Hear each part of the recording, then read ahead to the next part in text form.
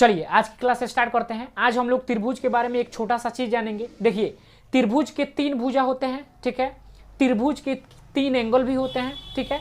त्रिभुज के तीनों कोणों का योग, त्रिभुज के तीनों कोणों का योग 180 डिग्री होता है। ये सारे किसी को मालूम है, ठीक है। सभी को मालूम होगा कि त्रिभुज के तीनों कोणों का योग 180 डिग्री होता है। लेकिन क्यों होता है, इसी के बारे में हम लोग जानेंगे। देखिए बोर्ड पर, देखिए सबसे पहला चीज आप लोग ये जान लीजिए, सबसे फर्स्ट चीज ये जान लीजिए। देखिए यहाँ पे पहले हम लिख दे रहे हैं कि त्रिभुज के angle A plus angle B plus angle C बराबर 180 डिग्री होता है। त्रिभुज के तीनों कोणों का योग 180 डिग्री 180 डिग्री क्यों होता है। देखिए सबसे पहला चीज हम लोग ये जानेंगे कि देखिए मान लीजिए अपने पास, देखिए फर्स्ट पॉइंट, मान लीजिए अपने पास 2 पैरेलल लाइन है, ठीक है। 2 पैरेलल लाइन है यानी एक दूसरे के पैरेलल है, ठीक है। एक दूसरे के समानांतर है। 2 ऐसी लाइन है जो एक दूसरे के समानांतर है, और एक ट्रांसफर लाइन है जो दोनों रेखा को यानी दोनों समानांतर रेखा को काट रही है। तो अपने पास ऑल्टरनेट एंगल यानी एंगल ये और एंगल ये, ठीक है, ऐसे जेड बन रहा है। तो एंगल ये और ये एंगल ए आपस में बराबर होते हैं। इसे ऑल्टरनेट एंगल यानी एकांतर कोण, इसे आप लोग एकांतर कोण बोल सकते हैं, ठीक है। एकांतर कोण, एकांतर कोण, एकांतर कोण का मान जो होता है आपस में बराबर होता है, यानी ये वाला एंगल और ये वाला एंगल आपस में बराबर होते हैं। और दूसरी पॉइंट ये कि देखिए एक स्ट्रेट लाइन पर, एक सीधी रेखा पर बना एंगल जो होता है 180 डिग्री होता है।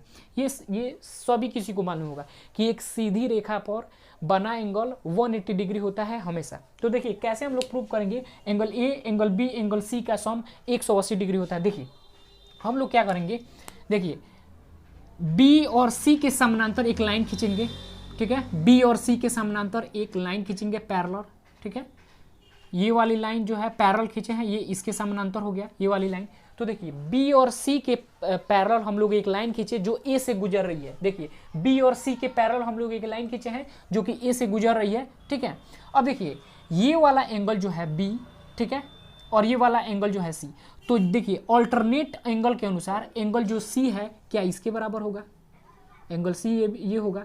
देखिए ऐसे अपने पास जेड बन रहा है, देखिए तो ये वाला एंगल और ये वाला एंगल अपने पास बराबर होता है, ऑल्टरनेट एंगल है, यहाँ पे भी बताए हैं। तो देखिए ये वाला एंगल सी, अगर नहीं समझ में आ रहा है इसको अगर थोड़ा सा इधर अगर हम बढ़ा लेते हैं तो देखिए ये जेड बन रहा है, यानी एंगल ये सी और ये एंगल ये सी आपस में बराबर होगा। अब देखिए यहाँ पर एंगल बी और ये एंगल बी, एकांतर कोण से ये भी बराबर होगा, एकांतर कोण से ये भी बराबर होगा। एंगल बी इस एंगल बी के समान होगा, ठीक है।